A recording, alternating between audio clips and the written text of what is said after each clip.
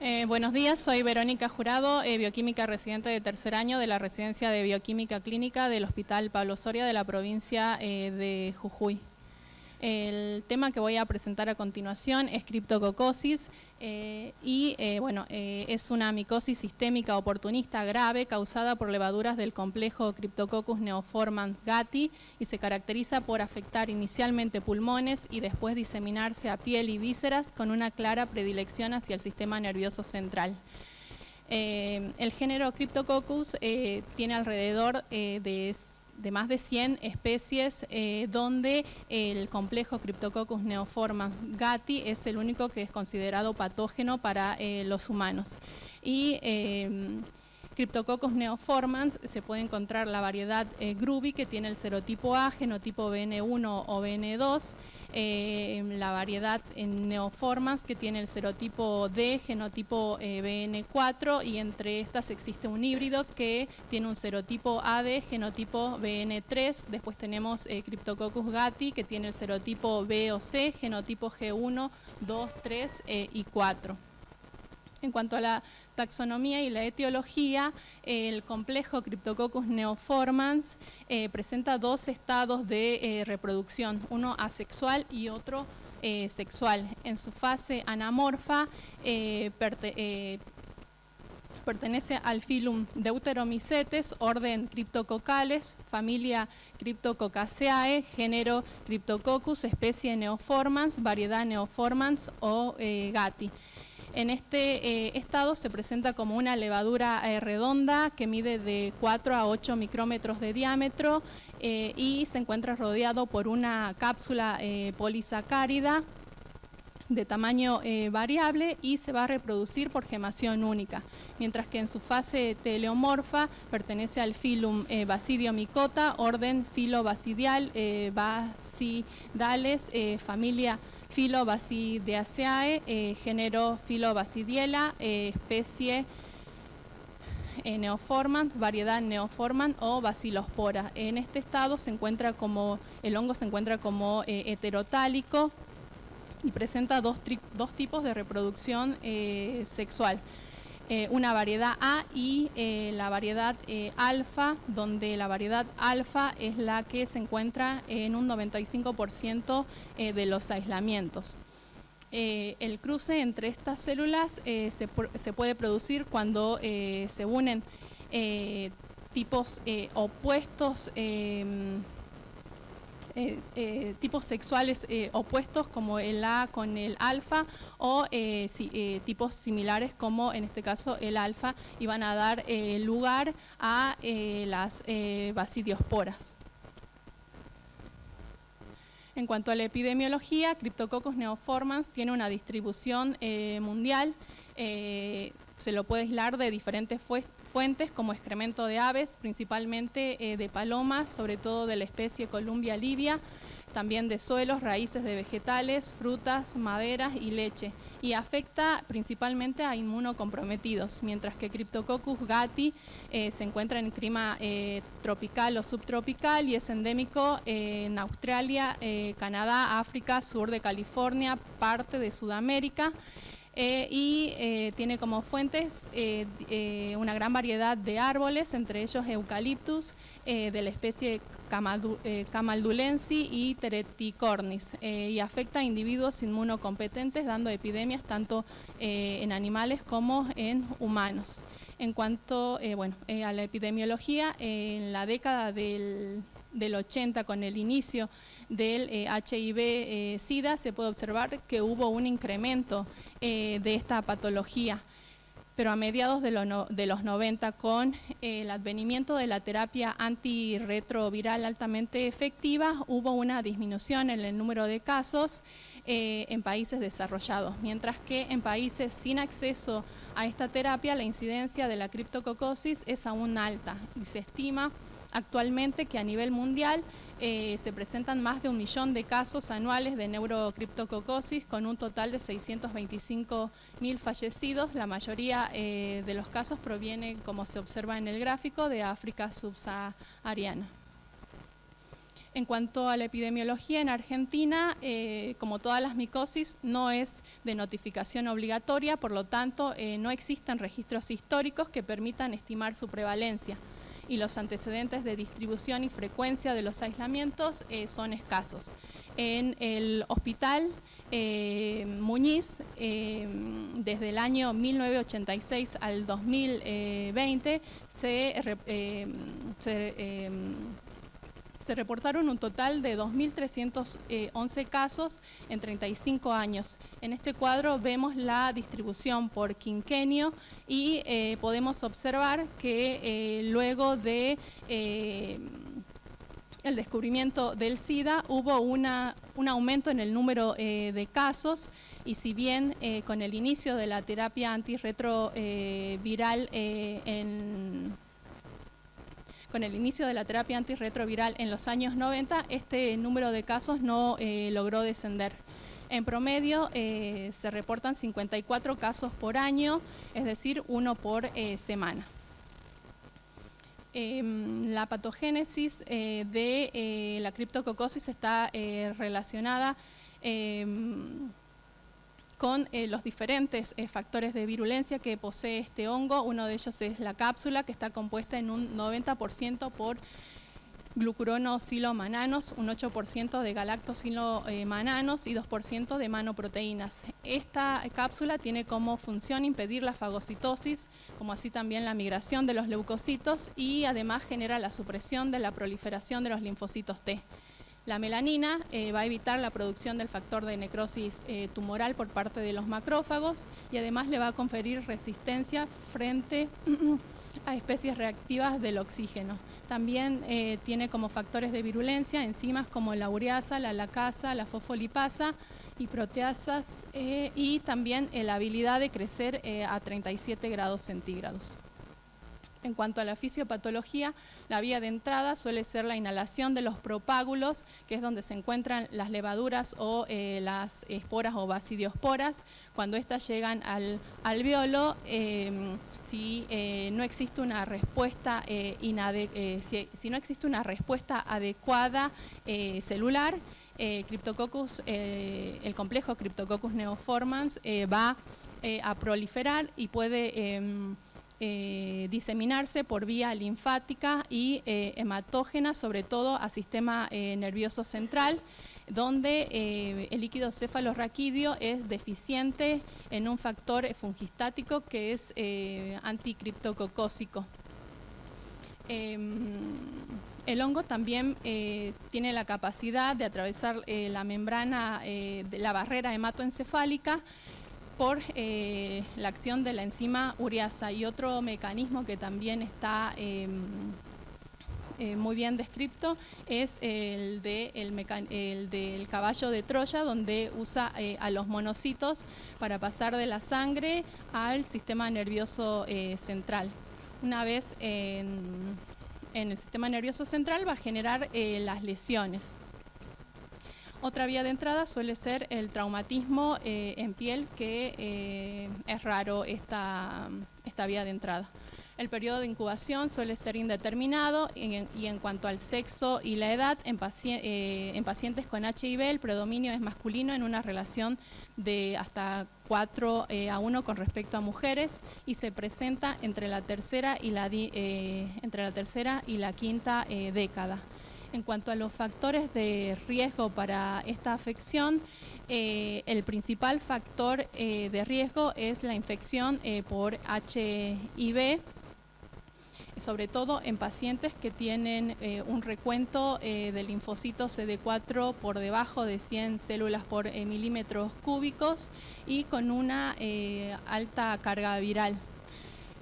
Otro factor de riesgo suelen ser la terapia con corticosteroides, el trasplante de órganos sólidos, malignidades hematológicas, linfopenia de células T, CD4, enfermedades del tejido conectivo o enfermedades inmunológicas como la sarcoidosis, el lupus eritematoso sistémico, la artritis reumatoidea o el síndrome hiper-IgM o hiper-IgE.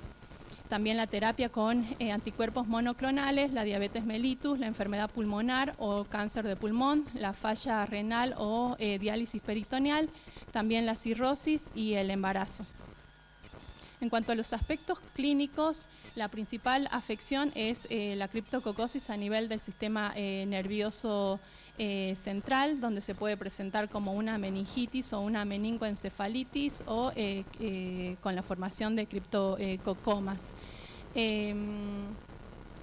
Bueno, acá hay que tener en cuenta que los pacientes inmunocomprometidos tienen una respuesta inmune meningia que es escasa y van a presentar un síndrome meningio que va a ser incompleto.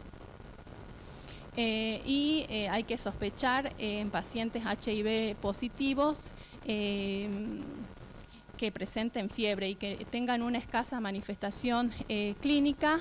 Hay que sospechar de una meningoencefalitis que por lo general es producido por Cryptococcus neoformans, y en estos pacientes el líquido cefalorraquídeo va a tener escasas alteraciones físico-químicas y citológicas, pero una elevada presión de apertura. En cuanto a pacientes inmunocompetentes, presentan una sintomatología más severa y presentan este síndrome meningio que va a ser completo, y por lo general son afectados por Cryptococcus gattii. Y aquí el líquido cefalorraquídeo sí va a presentar alteraciones físico-químicas importantes, como el aumento de proteínas, disminución de la glucosa y de los cloruros, como así también una pleocitosis linfocitaria que puede ir de las 50 a las 200 células por milímetro cúbico.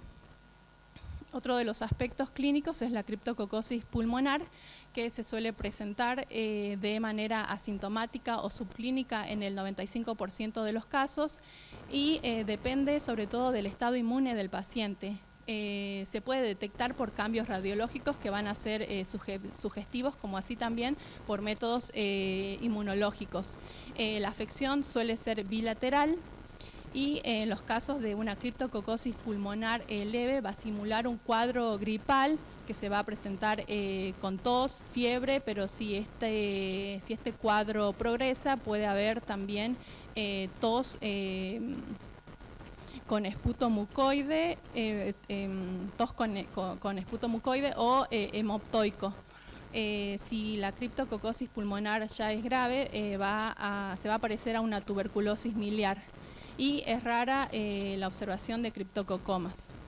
La criptococosis ocular, por su parte, se produce por diseminación y se presenta como papiledema, parálisis motora y coriorretinitis. Aquí el papiledema se produce por diseminación del síndrome de la afección meningia por la elevada presión intracraneal. En la criptococosis ósea se origina a partir de focos pulmonares o meningios y afecta en orden decreciente a huesos largos, luego a los craneales y por último a las vértebras. Se presenta con una sintomatología de dolor intenso en huesos, también con artralgias, y puede afectar también a las articulaciones. En cuanto a la criptococosis cutánea, puede ser primaria o secundaria. La criptococosis cutánea primaria se produce por inoculación en piel.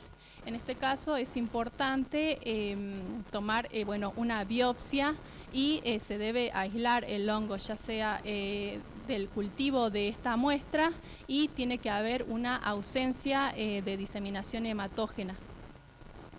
La criptococosis secundaria se produce por diseminación hematógena en el 10 al 20% de los casos. Tiene un aspecto, afecta sobre todo a la región que es de la cara, cuello y extremidades. El aspecto morfológico de las lesiones son variables, pueden ser de únicas a múltiples, y tienen el aspecto moluscoide, acneiforme, o en otros casos también se pueden presentar como nódulos o úlceras. En la criptococosis diseminada afecta sobre todo a pacientes inmunosuprimidos o que se encuentran en estado premortem.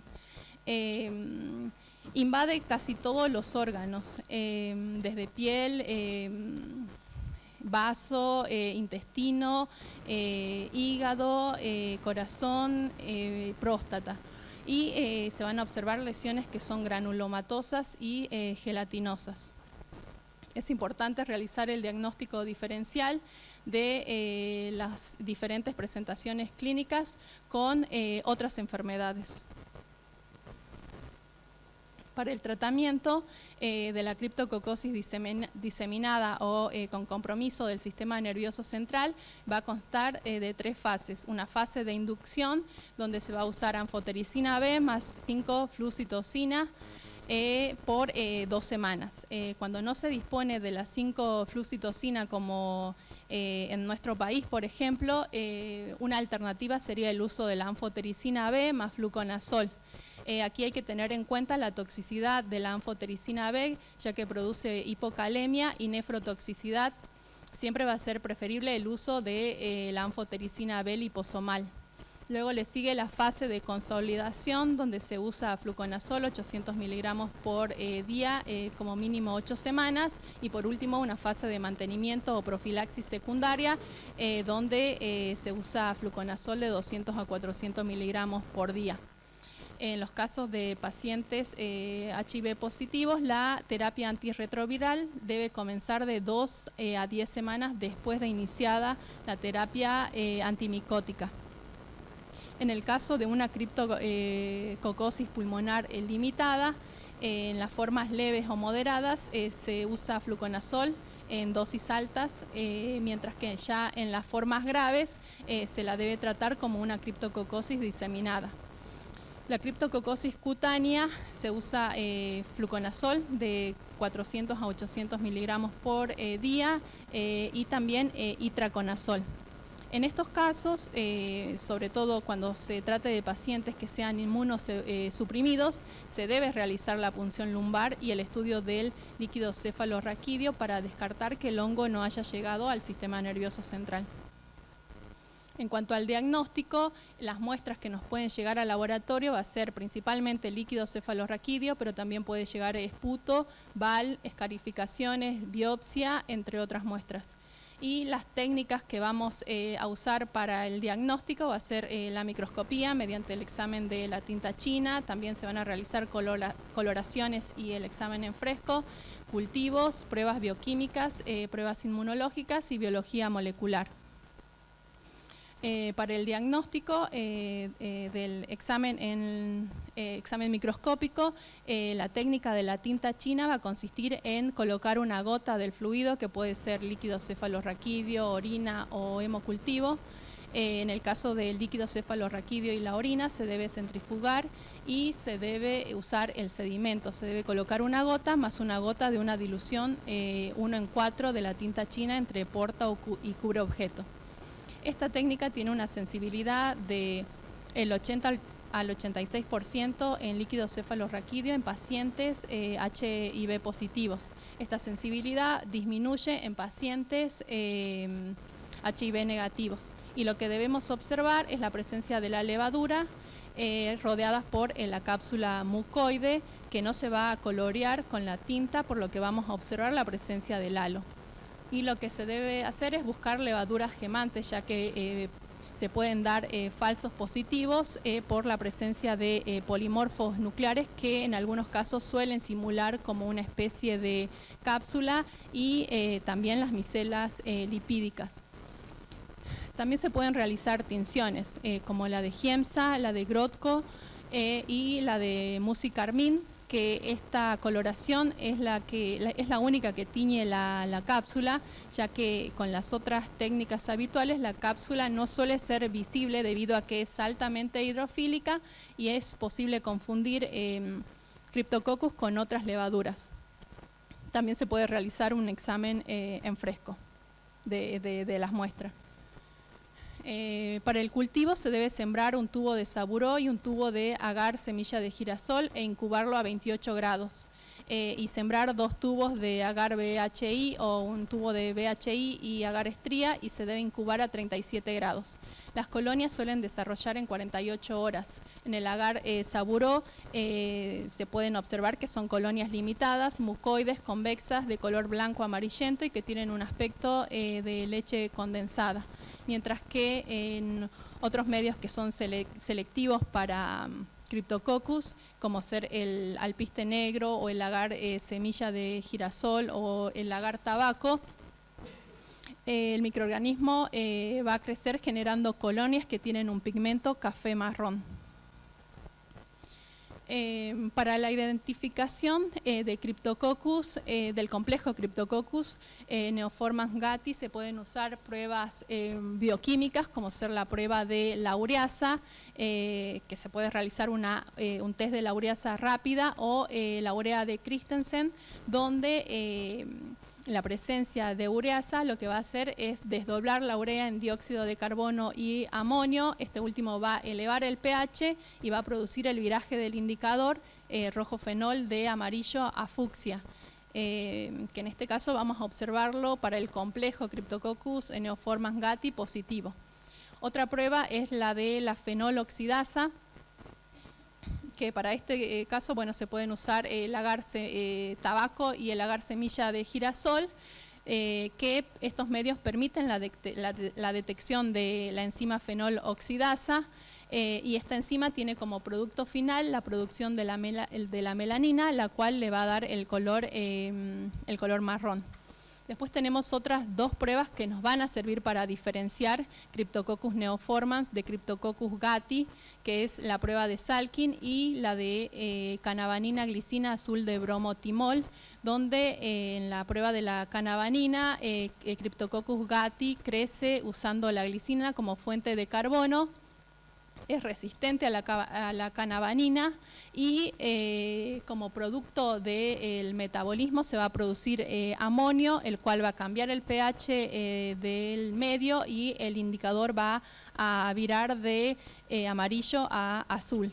Mientras que con la prueba de Salkin, gatti es capaz de crecer en este medio que posee glicina, cicloheximida y rojo fenol. Otras pruebas para el diagnóstico son las pruebas inmunológicas, que son técnicas rápidas y sencillas para la detección cualitativa y semicuantitativa del antígeno polisacárido capsular de Cryptococcus neoformans. Una de estas pruebas es la aglutinación de partículas de látex, donde se usan partículas de látex que van a estar recubiertas por una gamma globulina que va a estar dirigida contra el antígeno polisacárido capsular de Cryptococcus. Y una reacción positiva se va a observar como la aglutinación. Esta prueba admite como muestras suero y líquido cefalorraquídeo y requieren un pretratamiento. En el caso del suero se debe tratar con una pronasa, se debe incubar a 56 grados centígrados y durante media hora. Mientras que el líquido cefalorraquídeo se debe hervir durante 5 minutos. Esta prueba puede presentar falsos positivos por la presencia del factor reumatoideo, que en este caso se elimina con el pretratamiento en el caso del suero. Y también puede dar falso positivo por la infección con Trichosporum weigeli. Falsos negativos se pueden producir por la existencia de Cryptococcus que no posea cápsula o al fenómeno de prosona. Esta técnica tiene una sensibilidad y una especificidad entre 93 y 100%. Otra prueba inmunológica es la inmunocromatografía. Esta prueba usa 2 anticuerpos monoclonales. Uno se va a encontrar en esta zona, que es un anticuerpo monoclonal que va a estar dirigido contra el antígeno polisacárido capsular y va a estar conjugado con partículas de oro coloidal. Si en la muestra se encuentra el antígeno polisacárido capsular, se van a unir y luego van a migrar por capilaridad hacia esta zona donde se encuentra un segundo anticuerpo monoclonal dirigido contra el antígeno capsular. Y la reacción se va a observar como positiva por la aparición de la línea. Esta técnica admite como muestra suero, plasma y líquido cefalorraquídeo, no requiere ningún pretratamiento y posee una sensibilidad y especificidad mayor que la aglutinación de partículas de látex, y con esta prueba es posible obtener los resultados en 10 minutos y es la prueba que está recomendada para el diagnóstico de la criptococosis. Bueno, actualmente se usan técnicas moleculares para la identificación y la diferenciación del complejo Cryptococcus neoformans gatti, que las permite agrupar en diferentes patrones moleculares. Estas técnicas son la PCR de huella digital con iniciadores universales, la AFLP, la RFLP y la MLST. Gracias a estas técnicas surge una nueva propuesta en la clasificación de las especies patógenas de Cryptococcus, del complejo Cryptococcus. Como se puede observar, gracias a estas técnicas fue posible la detección de una intervariedad híbrida, como así también de un híbrido interespecie. Bueno, recientemente se ha prestado más atención en tratar de reducir las muertes relacionadas con HIV mediante la prevención de la criptococosis meningia. Existen diferentes guías para el diagnóstico, prevención y manejo de la criptococosis en pacientes con HIV, como la propuesta por la Organización Mundial de la Salud o esta que está propuesta por el CDC, ya que en regiones de escasos recursos, entre 1/3 y la mitad de los pacientes que tengan una criptococosis meningia van a fallecer por esta causa, y la elevada tasa de mortalidad en esta zona se produce, puede ser porque los pacientes ya posean una enfermedad avanzada por HIV y el tratamiento en este caso no va a ser efectivo. También puede ser porque la criptococosis meningia igual se pueda presentar en pacientes con HIV avanzado que hayan iniciado una terapia con antirretrovirales, o también se produce porque la anfotericina B, que es el medicamento que está indicado para el tratamiento, es muy costoso o no se encuentra disponible. Si comparamos los métodos tradicionales con la detección del antígeno polisacárido capsular por inmunocromatografía, vamos a observar que por los métodos tradicionales como ser la tinta china y el cultivo, estos métodos tienen una escasa sensibilidad. Y además el cultivo se puede demorar de días a semanas para obtener un resultado, mientras que la detección del antígeno es una prueba que es sensible y específica, y actualmente se está validando para su uso en orina y sangre entera, y permite la detección del antígeno polisacárido capsular en suero antes de que aparezcan los síntomas de una meningitis, por lo que la convierte en la prueba de elección para la detección de la criptococosis.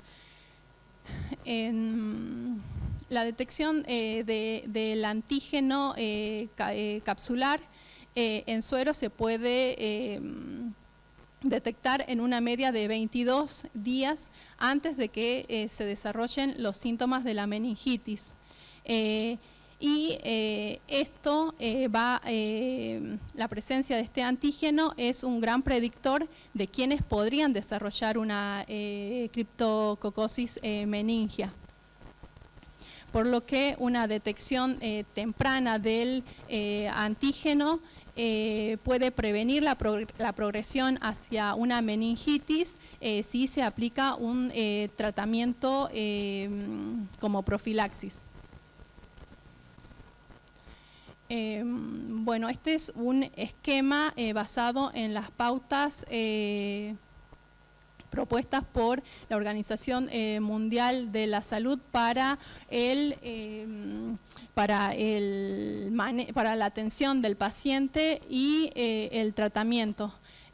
Bueno, lo que se debe hacer es la determinación del antígeno en suero, sobre todo en pacientes que tengan un recuento de CD4 menor a 100 células por milímetro cúbico. Si esta prueba resulta negativa, se debe iniciar de forma inmediata un tratamiento con antirretrovirales, pero si es positiva, se debe contactar al paciente y se debe determinar si tiene síntomas de meningitis. Si el paciente se encuentra asintomático, se debe realizar tratamiento con fluconazol con 800 miligramos durante 2 semanas y después recién puede iniciar la terapia antirretroviral y además va a continuar con fluconazol 400 miligramos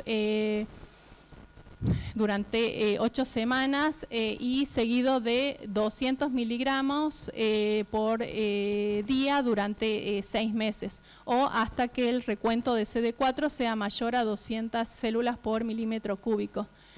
Si el paciente se encuentra sintomático, se debe realizar la punción lumbar. En el caso de que presente una meningitis, se debe tratar, se le debe dar tratamiento según lo propuesto por la Organización Mundial de la Salud. Pero si no presenta la meningitis, se debe realizar un tratamiento preventivo como el que detallé anteriormente.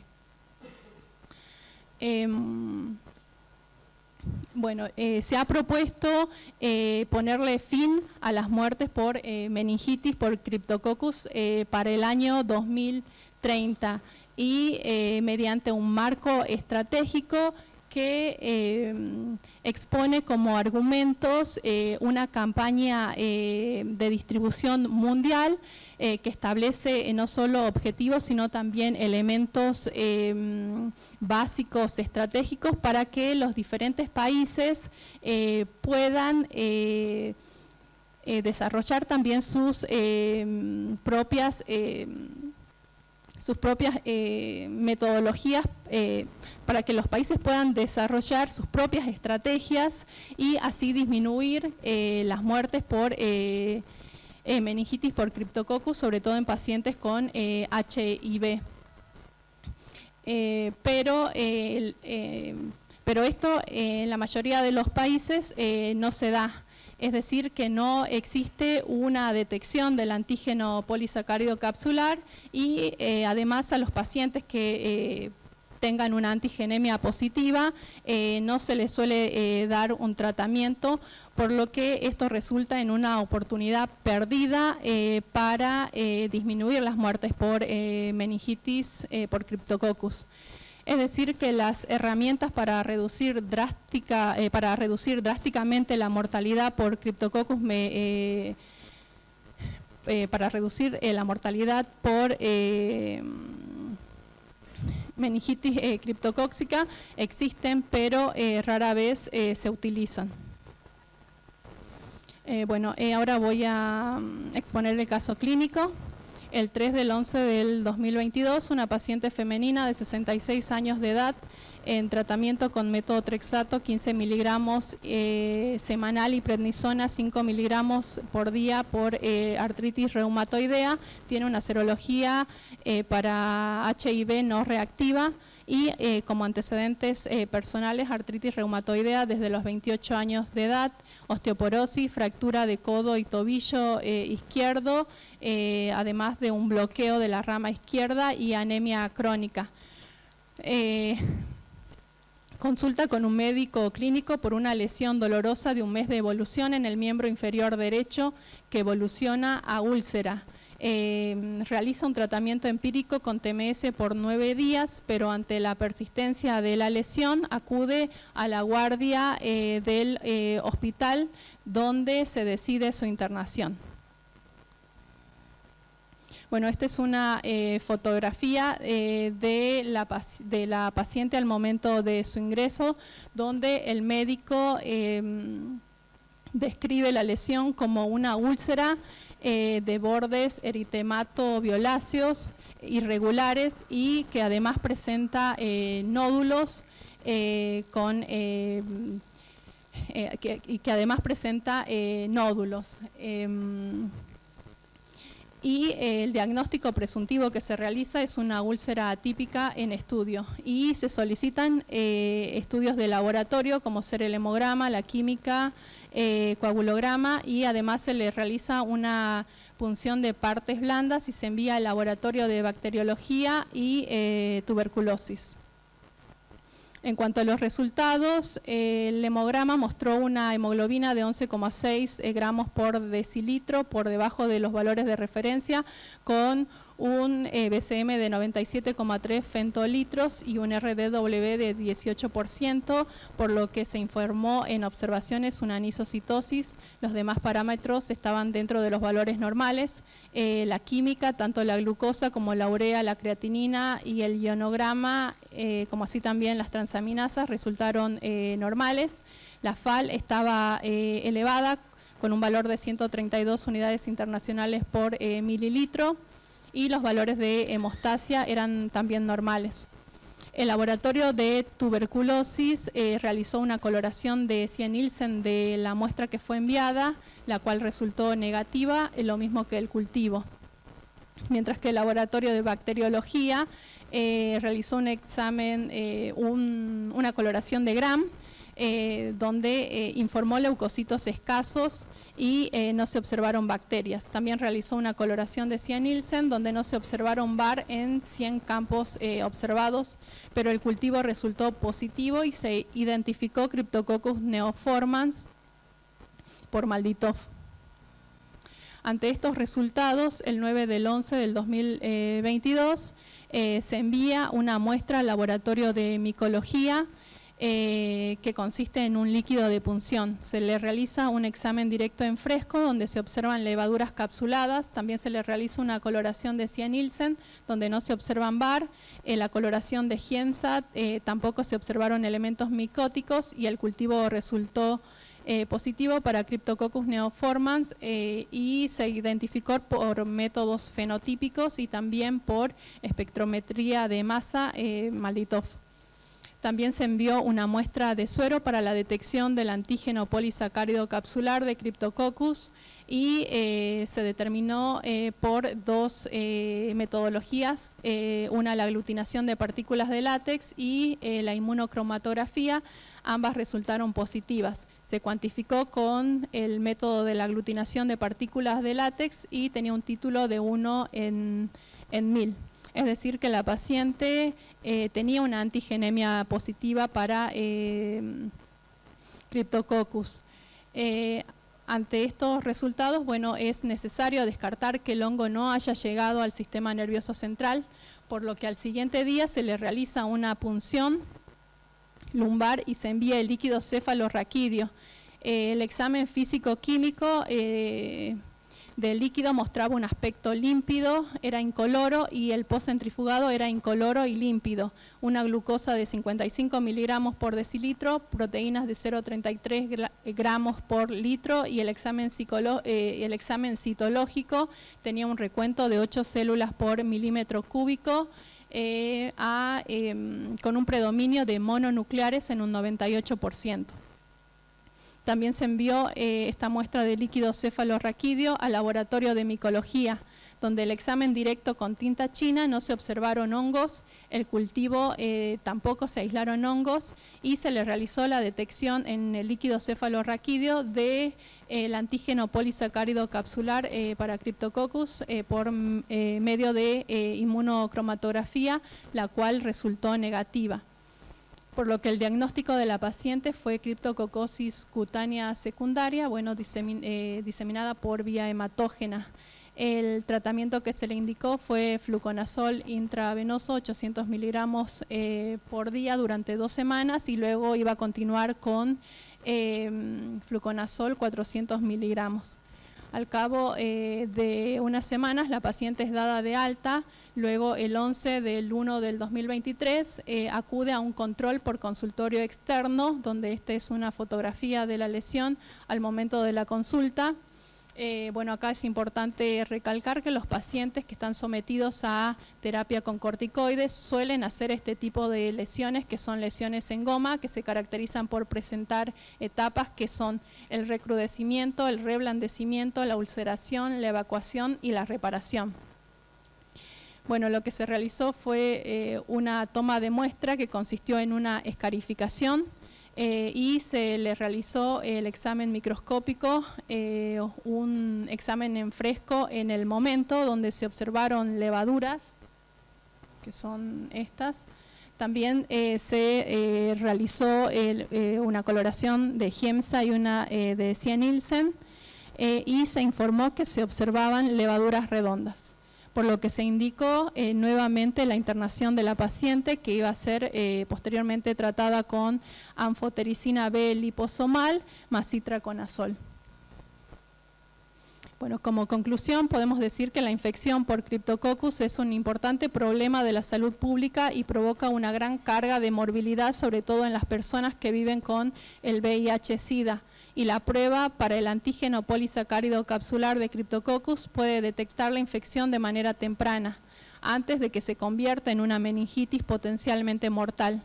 El uso de esta nueva prueba para detectar el antígeno entre las personas con factores de riesgo es una estrategia rentable para prevenir muertes, y los pacientes que reciben tratamiento antimicótico temprano tienen mejores resultados que los pacientes que no lo reciben.